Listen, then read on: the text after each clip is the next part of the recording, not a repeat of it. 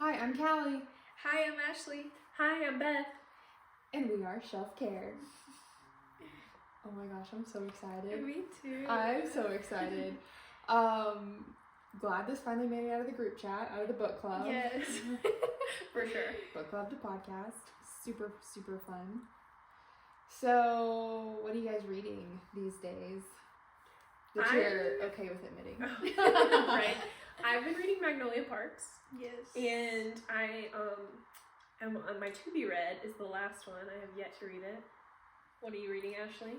I just finished reading the last Magnolia Parks book and it was so good. And I'm currently reading Powerless, hoping to finish that. And I don't have anything, well, there's a bunch on the list, but I haven't picked which one I'm reading next yet. Nice.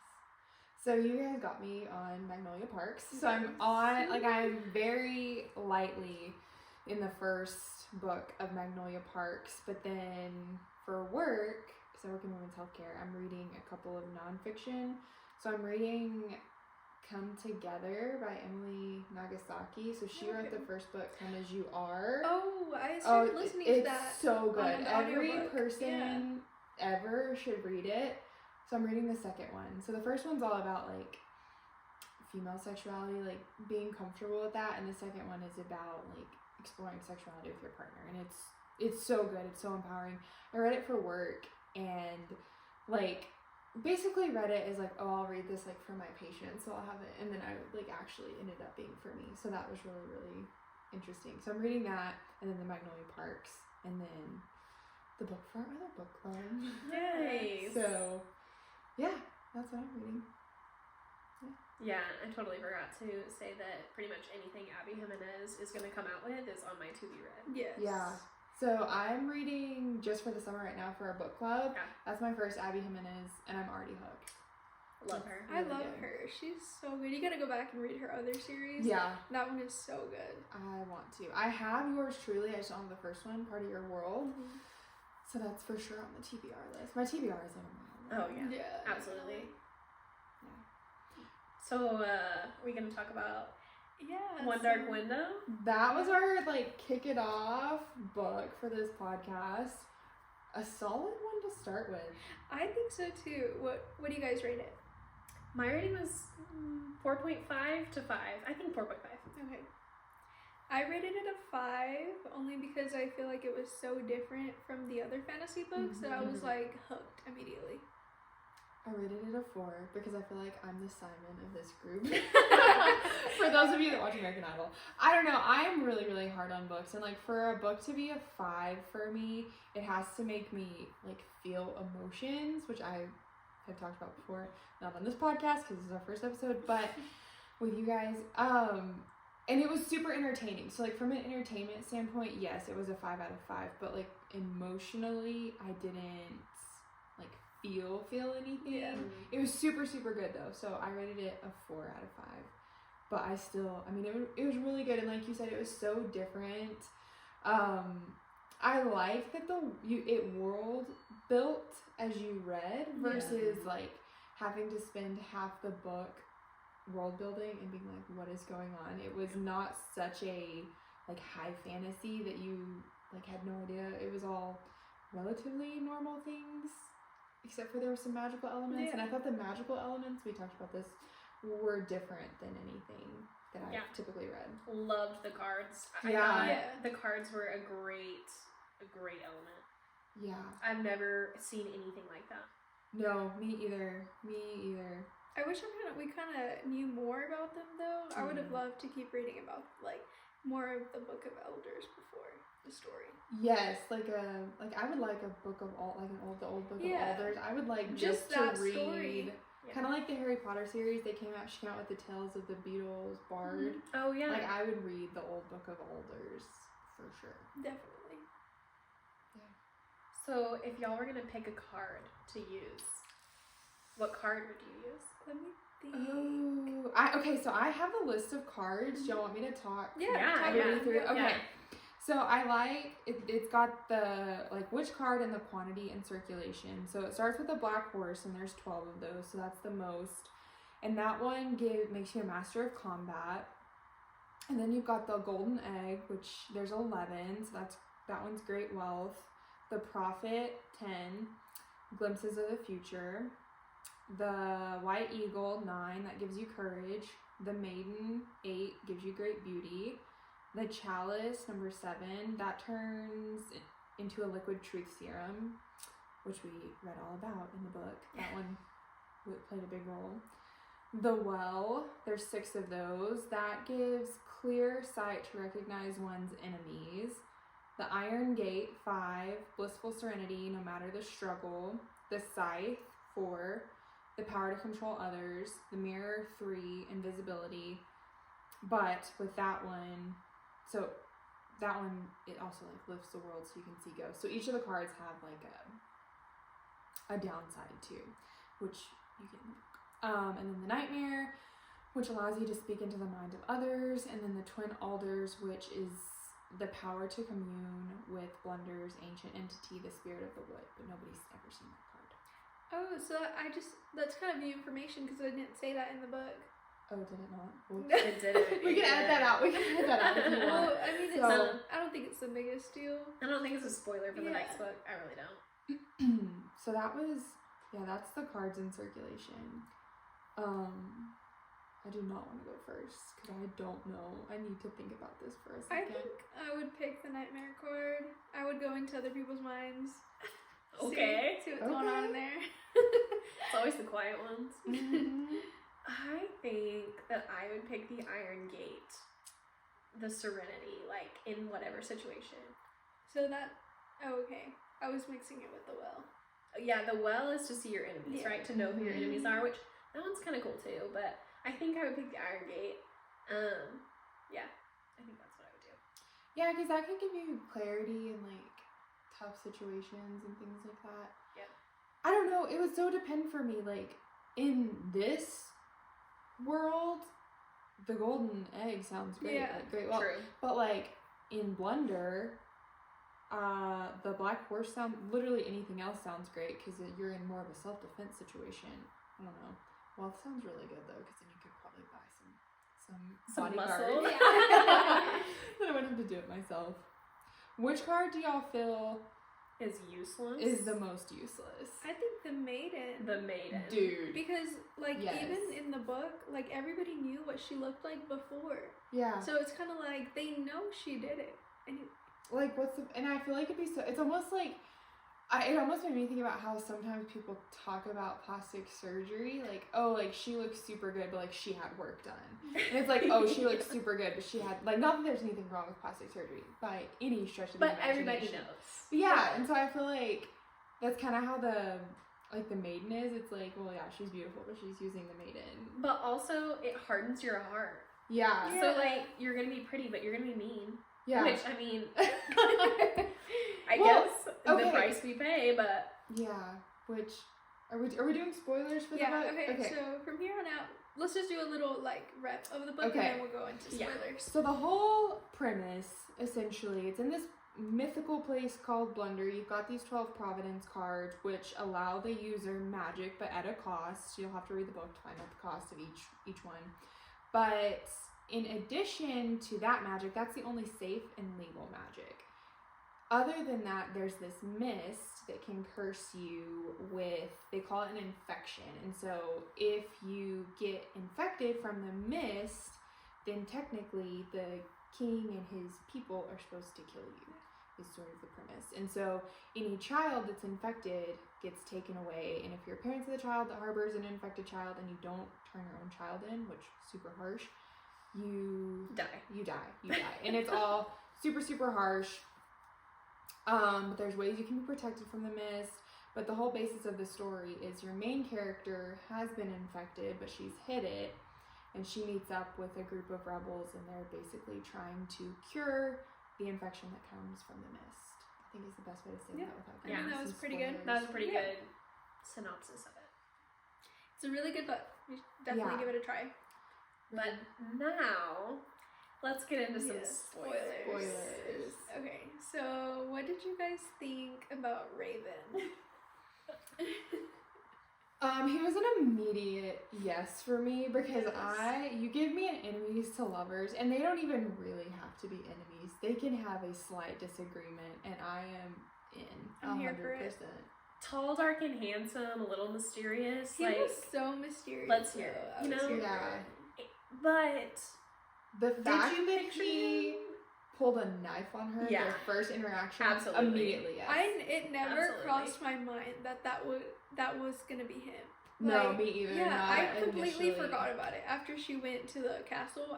I completely forgot that even well, happened. oh my honestly, God, it was a man. small scene. Yeah. You know? Yeah, you think it's really insignificant, but it really was.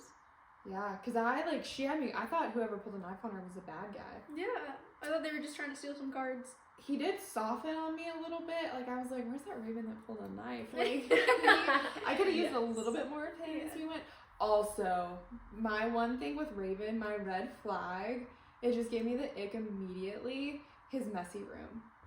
Yes. I get it. She was like the juxtaposition of he's this like super orderly captain, but then his room is messy, and it shows like how he is at war with him. Like I get what she was doing with it. I get it's like, you know, he's really at war with himself. He's not actually the captain of the Destriers. It's all a ruse. However, it gave me like walking into the frat boys room Yes. vibes with like the flags on the wall, like yes. musty laundry sitting in the corner, and I was just like immediately no. And I mean, like, the scene. The only scene. There was one spicy scene, Yeah.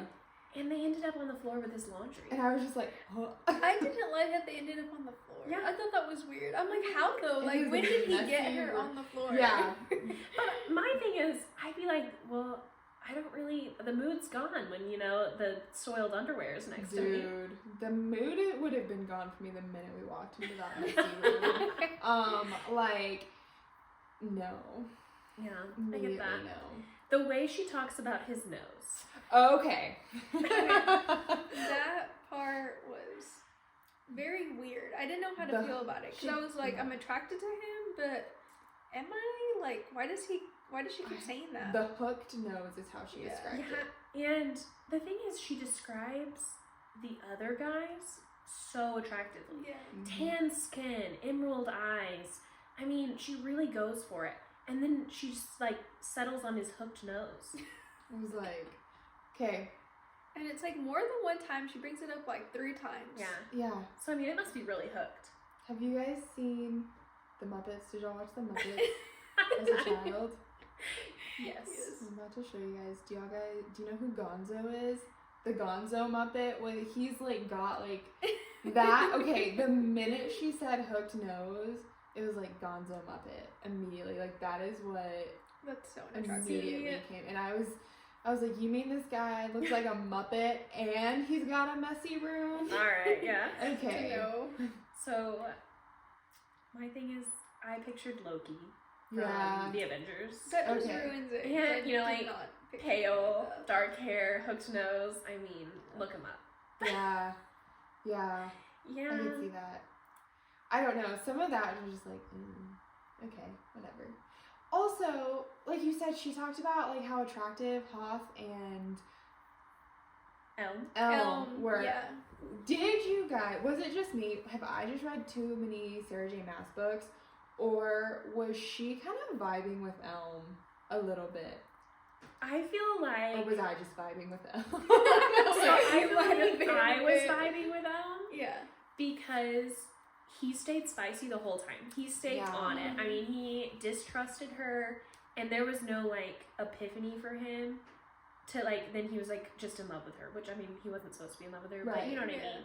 And so I think there were times when I could have been like, oh, maybe this is her enemies to lovers, but I But don't I mean, think it's so. not an enemies to lovers. I mean, I book. know, but We can't make that. I just we like can't make I just everything want to an just like enemies try to make lovers. everything enemies Yeah. to lovers. That's my toxic. trait. bad boys are just my thing, you know. Yeah. So. And honestly, I'm I all over saw... here like trying to get a redemption arc for Hoth. Oh no. No. Like, Oh, Mr. no. Child Murderer, let's go. No, I'm just Uh-uh. kidding. Just kidding. No, he's But- dead for. Yeah. I he's read done. somewhere that Elm and Elspeth, they had more like a sibling relationship going back and forth. I can see that now that you say that. I mean, I didn't really think of him like as a competition for Raven. I just thought like, oh, he's funny. He protected best friend, kind of like that. Yeah. So, what did you guys think about like the nightmare in general? Number one, like him living in her head, and then his true identity. I didn't see. Well, I don't know. I feel like I kind of saw something coming because I'm like, who else would he be? But it didn't really click until like the yellow eyes and then the castle, and I'm like, oh, like definitely like something's had to happen that he wants to go into that room, and it was just kind of weird. But I don't know. I thought he was. I did like him because I'm like, he's watching out for her and stuff, but it's still kind of like I felt like he was doing something else too, which he was taking over her body. But I guessed that he was the shepherd probably 3/4 in. I feel like there was lots of hints. He knew too much. Yeah. You know, to just be some random guy. Yeah. And then the fact that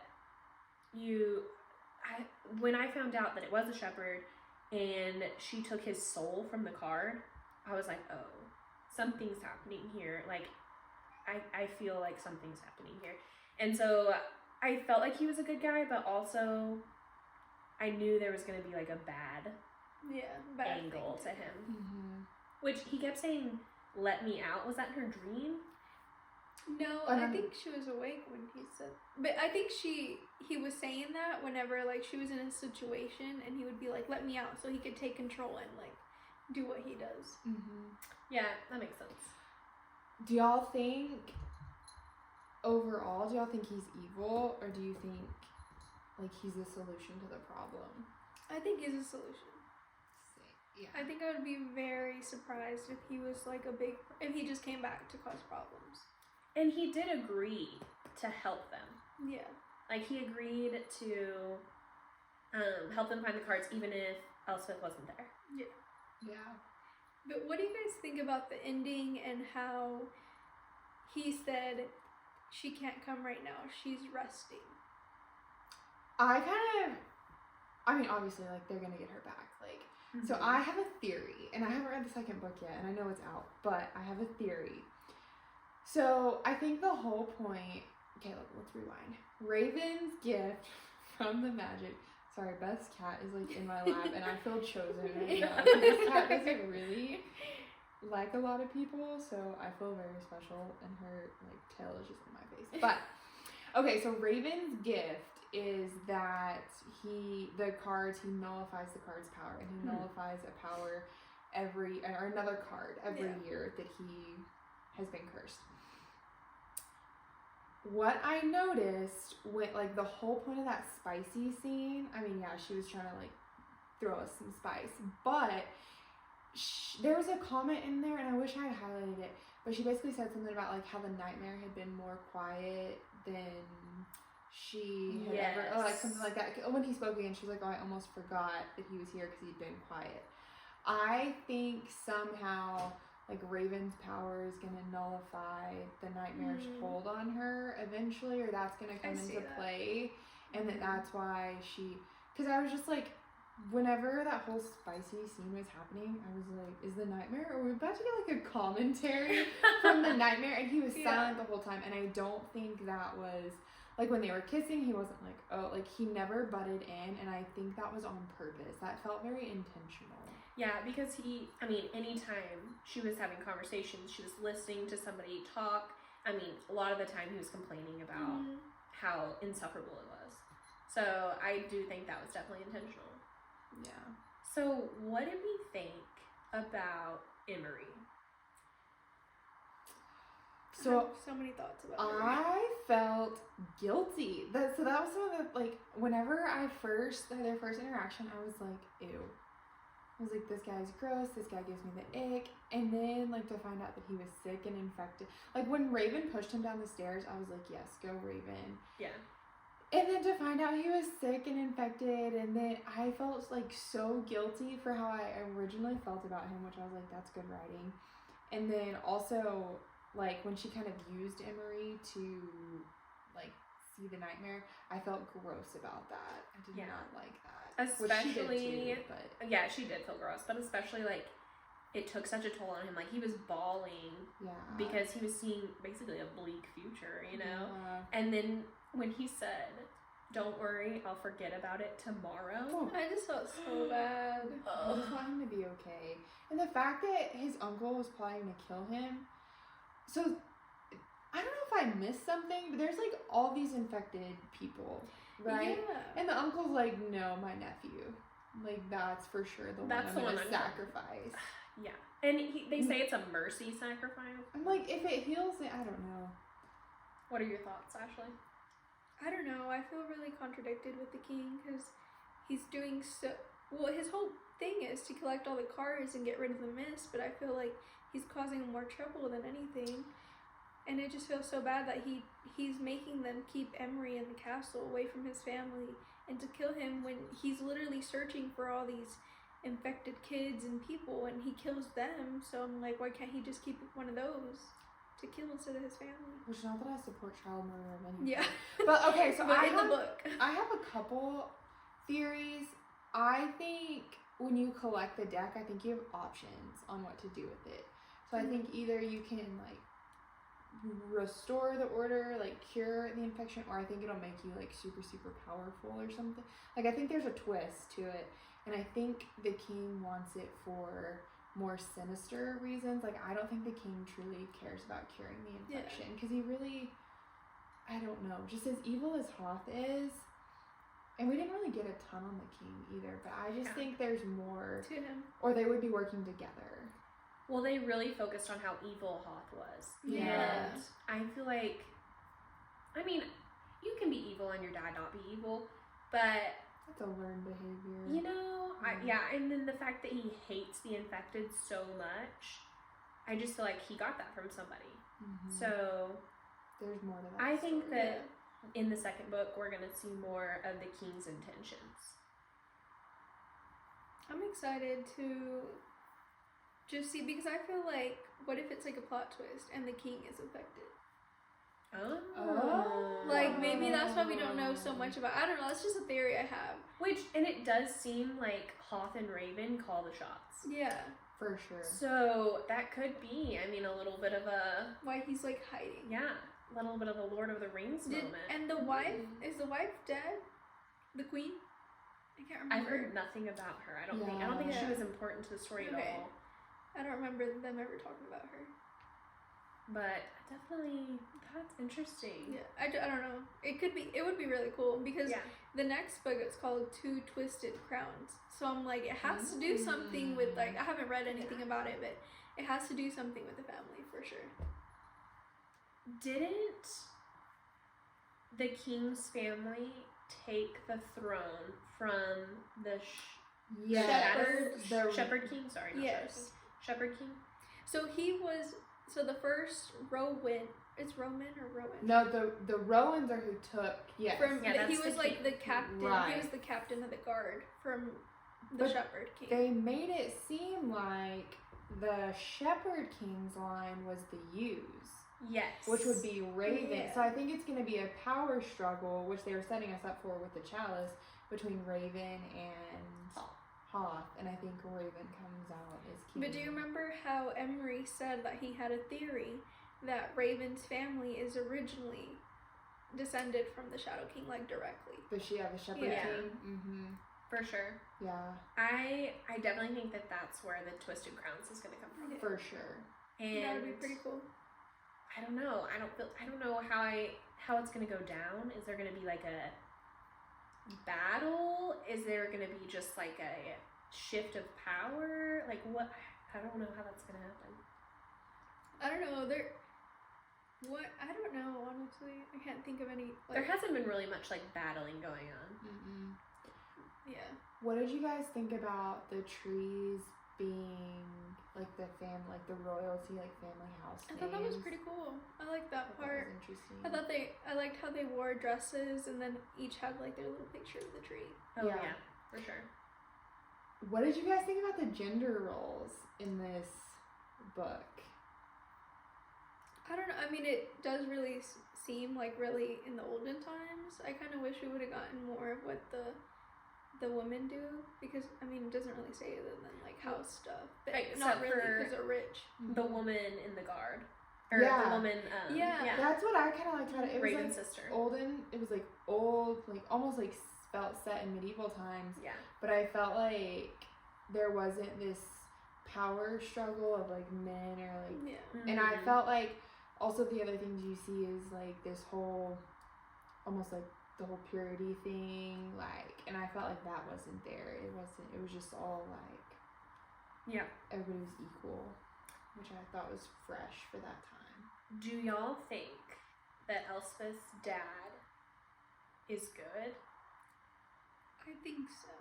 In the beginning of the book, how did your thoughts about him change throughout the book? So I had like Cinderella vibes in the beginning. Like he was like, she gave me. I was like, is this like going to be a Cinderella retelling? But at first I thought the dad was just distant, and then later, I don't know, because he loved her mom so much, and so I don't know about the dad, honestly. I had mixed thoughts. So obviously he sent her away because her aunt and uncle lived in the wood, so out of sight, and the aunt loved her mom so much, like she was gonna take really good care of her, even if she was infected. Like she was gonna do everything she could.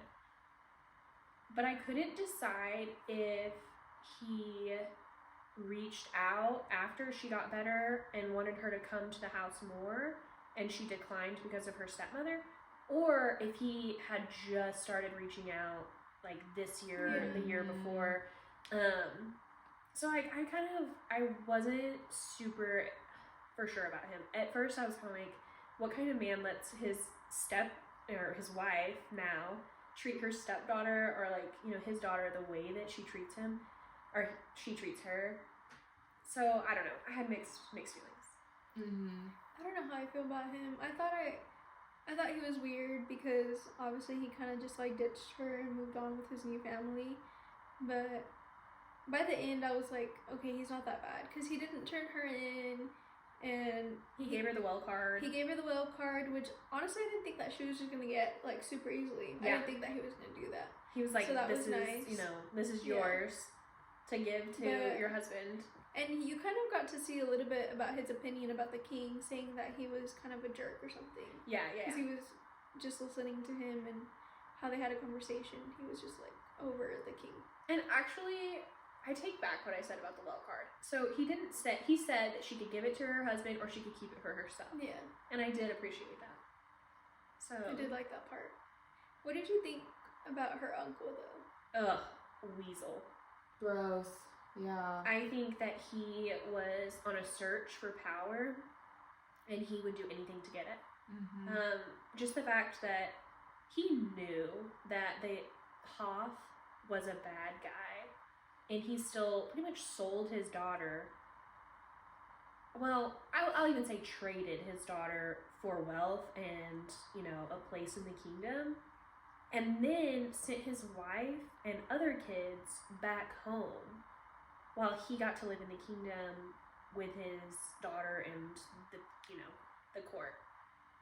I just think, and then he turned out, and then he set Elspeth up. I don't know. Worst. Yeah, the worst. He was the worst. I think he was just as bad as Haas. And Hoth. honestly, Wow. Hoss. I was pretty upset that they didn't even have to use a card on him to betray her. At Yes. least if they used a card, it would have been like, alright. But like, No, he she didn't was need like, it. I'm not even using a card. Until he just walked away and left her there to die. Yeah, Yeah. ridiculous. Such a jerk. And he, basically, she had lived in his house for 11 years. No loyalty. But the thing is, in my opinion, he had no loyalty to her, but he's not going to have loyalty to the king either. He's going to flip sides to whatever is convenient for him. Yeah. But, so I have a question and a theory. So you know how she touched his nightmare card and she absorbed his soul. Does that card still work? Is it just the soul that she absorbed? I had that same question, and I don't really feel like it ever got answered with the book. Yeah. Because you never saw somebody use the second nightmare card. Or... No, because it doesn't show the king took it, so it doesn't show. My thing with the nightmare card. Okay, so I know that to make the cards, the shepherd had to give something up for each card, right? Mm-hmm. Does it talk about what he gives up for the other cards? It does. So would she, if she touched those cards, Would she gain them? would she absorb those things? Because she was worried, like with the invisibility card, that she would be invisible forever. Is kind of what I was picking up. Or I why thought wouldn't she use was it. worried that, like, she could see the dead people. But she thought that whatever it gives you, like, Yeah. that she would be there forever, right? But she can't speak into other people's minds. So that was my Yeah. thing. I don't know. I was unclear. I feel, my theory is that she just observes what he gives up. Because why else would she get his soul? True. Because he gave up his soul for the nightmare card. Mm-hmm. So interesting. I think we're going to learn a lot more in I the was second gonna book. say, are you guys gonna read the second book? I am. I'm really excited for it. I got it on Libby. I have to wait. I don't know if I'll wait the whole couple months. Yeah, I have mine to says wait, several but months. I might just buy it because I've been thinking about it lately. I'm like, I really want to read the next one. Everybody says it's so good, and I love how it's just 2 books. You don't have to wait for more. Mm-hmm. What is that called? A Duology, yes. Yeah, and the reviews, at least, say that it ends really well, and it ends not leaving you with questions. Yeah. Oh, that's good. So I'm really excited for that. Yeah, I'm definitely pumped for that. The last duology that we read was not my favorite. So What was the last duology? Divine Divine Rivals. Oh, yeah. Did you ever read the second book? No. No. I didn't either. Yeah. It's not worth. Well, in my opinion, it wasn't worth. So Reading. I'm excited to read a duology that I think is going to end well. But I also just think her writing was really good. Mhm. Very good. I was very impressed. It wasn't one of those books that like makes you feel something and like you're changed at the end of the book. But I just loved that it was a fantasy I'd never read. Yeah. You know, It was different. we read a lot of fantasy, I feel like, and sometimes I feel like it gets repetitive. And Yes. so this book's definitely not repetitive. It's No, good. it was a fresh take. I liked it. Mm-hmm. I liked it a lot. Do you guys want to hear some 1-star reviews? Absolutely. From people who Those did are not love it as my much as you favorites. loved it? Okay. Alice said, I'd give it 0 stars if I could. The protagonist and love interest are limp noodles. So She wanted more spice. that was I would have liked more spice, but I feel like they didn't really have that much time together anyway. I feel like it was a slow burn, so Yeah. I'm excited for the second one. But I mean, when she gets back, hopefully. True. I don't know. this one. I thought this one was really, really funny. It said, if I have to hear that she saw stars from pain after tripping over her own feet one more time because she's just a dainty, silly, uncoordinated girl, I'll learn how to read. That was from Kaylee. Thank you, Kaylee. Wow, Kaylee, that was a good Love one. that. Wonderful. Wonderful. I think I had this. Charlotte said, boring book with shallow characters. I disagree, but that's okay. And then Colleen said characters are so paper/vanilla. Never heard a character called paper before. I don't know if that means like thin or Yeah, like they don't have any depth. I don't know. Wow. And vanilla. And vanilla. Interesting choice. Which I mean, it Colleen. wasn't a super spicy book, but like Here's the thing though. it had one. I don't read fantasy. Now, this was not a romantasy. This was a true fantasy. No. So I don't really read fantasy for the romance. The romance is just a No. nice little sprinkle. Yeah. You know, a little extra. Yeah. I'm trying to find one more funny one. Let's see.